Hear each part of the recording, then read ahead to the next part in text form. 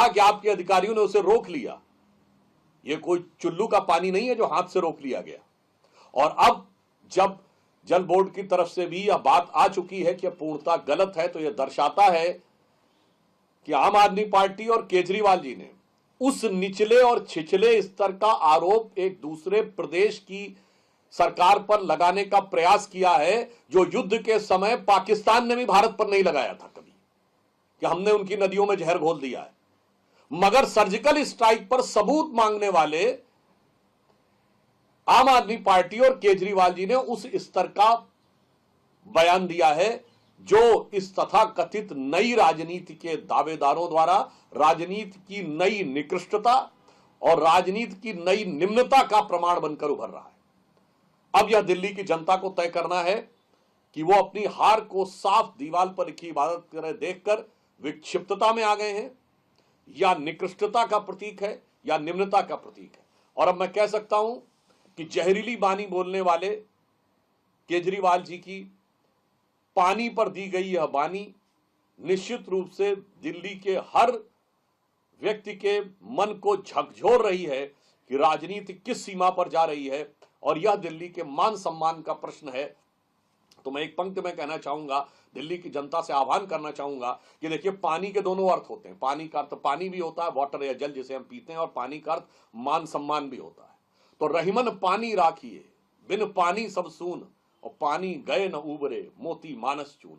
अर्थात अब ये पानी पर दी गई इस जहरीली बानी से के द्वारा आपको दिल्ली के मान सम्मान और स्वाभिमान का भी उसी प्रकार से रक्षा करनी है, जैसे कि इस प्रकार की बातों से दिल्ली और देश की जनता को सावधान होने की जरूरत है। और एक और बात लॉजिकल कह दूं, भाई दिल्ली में क्या आपको लगता है कि सिर्फ आम आदमी पार्टी के सपोर्टर रहते हैं? 56% वोट हमें मिले हैं लोकसभा में।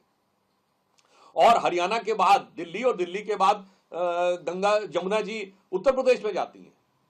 कोई कम पढ़ा लिखा व्यक्ति कह रहा होता तो एक बार हम मान लेते कि वो बहकावे में कह रहा है, पर स्वघोषित अत्यंत पढ़े लिखे IIT ग्रेजुएट यदि कोई यह बात कह रहा है तो इसका मतलब ये बचकानी नहीं, ये शरारतन बोला जा रहा है, और ये किसी बहुत गहरे षड्यंत्र के द्वारा अपनी हार को छुपाने के लिए इस प्रकार की निम्न स्तर की बातें की जा रही। देखिए, शूट एंड स्कूट, आरोप लगाओ भाग जाओ, ABCD, अक्यूज, ब्लेम, कॉन्स्पिरेसी और डाइवर्ट, ये अरविंद केजरीवाल की आदत बन चुकी है। ये वही अरविंद केजरीवाल है। अरुण जेटली भ्रष्ट है, माफी मांगी। गडकरी जी भ्रष्ट है, माफी मांगी। 800 करोड़ रुपए पार्टी तोड़ने के लिए रखे गए, हमारे पास ऑडियो, आज तक ऑडियो नहीं दिया। फिर उन्होंने कहा IB रिपोर्ट आई है, गुजरात में हम जीत रहे हैं। उस IB रिपोर्ट का हमने देखा क्या हुआ। तो अरविंद केजरीवाल वो व्यक्ति है, अब आरोप लगाते लगाते, क्योंकि उनको ध्यान भटकाना है शीश महल घोटाले से, शराब घोटाले से, अपनी नाकामियों से, अपने रिपोर्ट कार्ड से, तो वहां से ध्यान भटकाने के लिए अब हरियाणा के लोगों को अपमानित करना और कहना कि हरियाणा दिल्ली का पानी पॉइजन कर रहा है। और दिल्ली जल बोर्ड ने इसके बारे में सारी तथ्यात्मक बातें रख दी है, और हरियाणा के मुख्यमंत्री ने भी बताया है कि आकर लैब टेस्ट करवा दीजिए। वो दावत दे रहे हैं अरविंद केजरीवाल और उनकी टीम को। मैं तो कहता हूं कि चलिए अरविंद केजरीवाल जी, जहां से हरियाणा का पानी आता है दिल्ली में, वहां पर दोनों मिलकर डुबकी लगाते। अगर कुछ हुआ तो देख लेंगे, अगर कुछ नहीं हुआ तो आप राजनीति छोड़ दीजिए। क्योंकि यमुना जी साफ नहीं कर पाए, 10 साल में घर घर जो साफ पानी देना है वो दे नहीं पाए, तो अपनी नाकामियों का ठीकरा अब हरियाणा वासियों के सिर पर फोड़ना। पोल्यूशन में भी पंजाब में सरकार आ जाएगी, पोल्यूशन कंट्रोल कर देंगे, ये वादा किया था। अब कुछ नहीं कर पाए तो हरियाणा उत्तर प्रदेश को गाली बकना कि इनकी वजह से होता है, दिवाली की वजह से होता है, फायर क्रैकर की वजह से होता है। तो हमेशा अपना ठीकरा किसी और के सिर माथे डालना, ये इनकी राजनीति का हिस्सा बन चुका है। पर आज सारी सीमाएं लांघ कर हरियाणा के लोगों का, उत्तर प्रदेश के लोगों का जो अपमान करने का दुस्साहस इन्होंने किया है, इसके लिए जनता इनको सबक जरूर सिखाएगी, राजनीतिक और इलेक्टोरल माध्यम से। ने कहा है कि भारतीय संविधान का अनुच्छेद 44 कहता है कि राज्य को पूरे भारत में समान नागरिक संहिता लागू करनी चाहिए। उत्तराखंड ने इसे लागू कर संविधान निर्माताओं का सपना साकार किया है। ये समय की बात है जब पूरा देश इस कानून को अपनाएगा। देखिए, गणतंत्र दिवस के एक दिन बाद उत्तराखंड ने संविधान की सबसे मेन और अहम चीज को अपनाकर बाबा साहेब भीमराव अंबेडकर जी और संविधान के प्रति सच्ची श्रद्धा उन्होंने दिखाई है। और महिला सशक्तिकरण और समानता का सबसे बड़ा हथियार यूनिफॉर्म सिविल कोड लागू हुआ है उत्तराखंड में, और पहला राज्य है जहां पर वो लागू हुआ है पूर्ण तरीके से।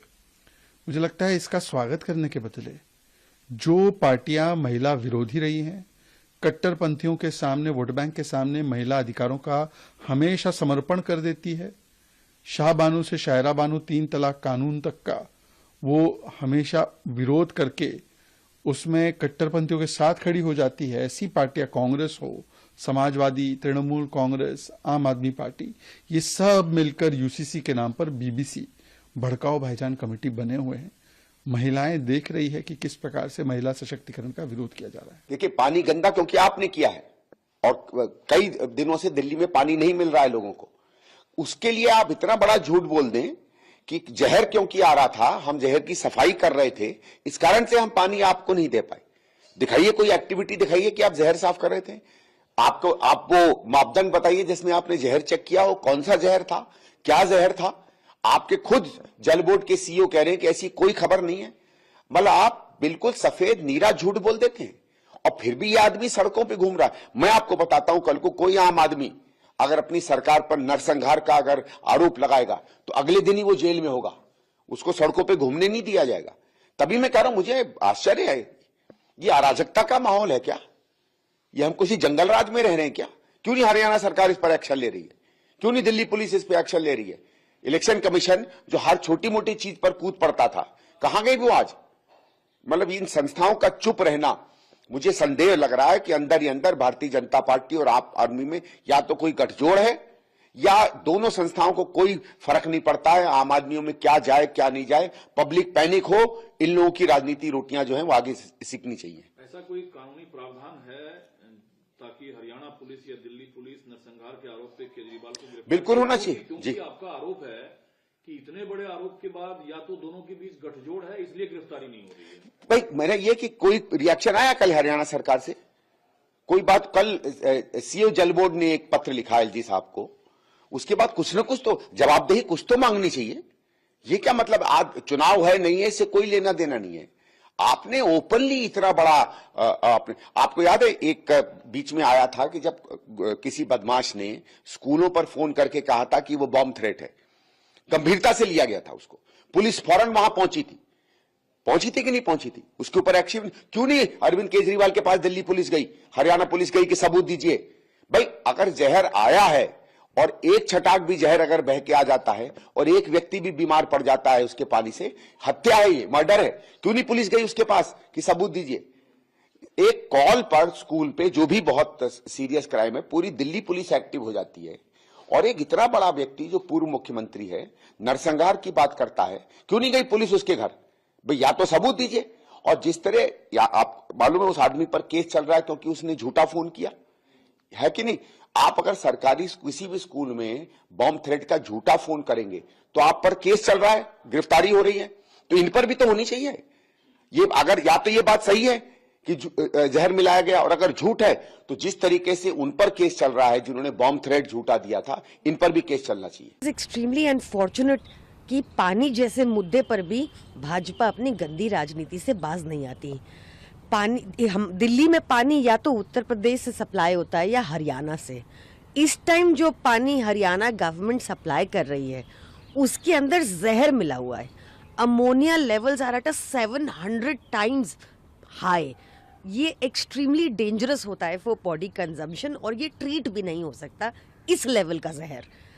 ये जानबूझकर किया गया है क्योंकि वो चाहते हैं कि दिल्ली की जनता ये पानी पिए और इससे उनका नुकसान हो, वो मर जाए लोग, और ब्लेम आम आदमी पार्टी पर है। इस तरह की गंदी राजनीति कर रही है भाजपा।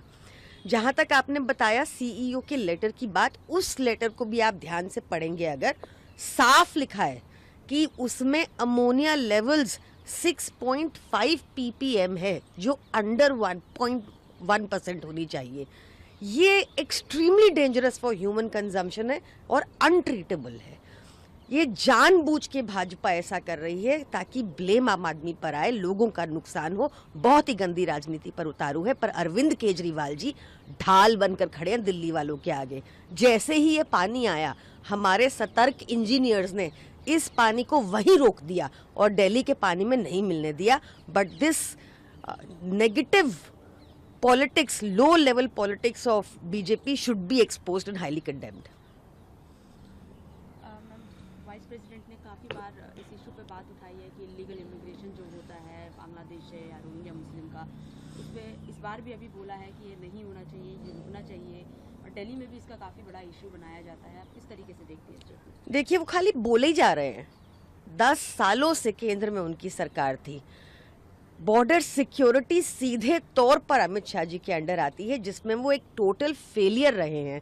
मैं अभी एक रिपोर्ट पढ़ रही थी जो बताते कि देश के 18 राज्यों में बांग्लादेशी घुसपैठे घुस चुके हैं।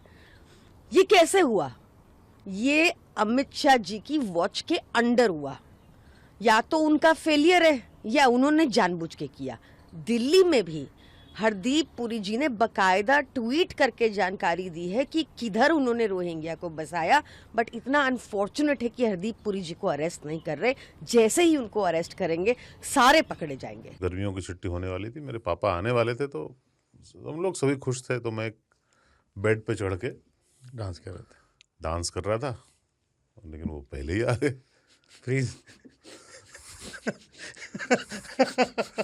तो मैं उस समय तो कंटिन्यू नहीं कर सकता था, तो फ्रीज फ्रेम टाइप का हो गया। कसम पैदा कर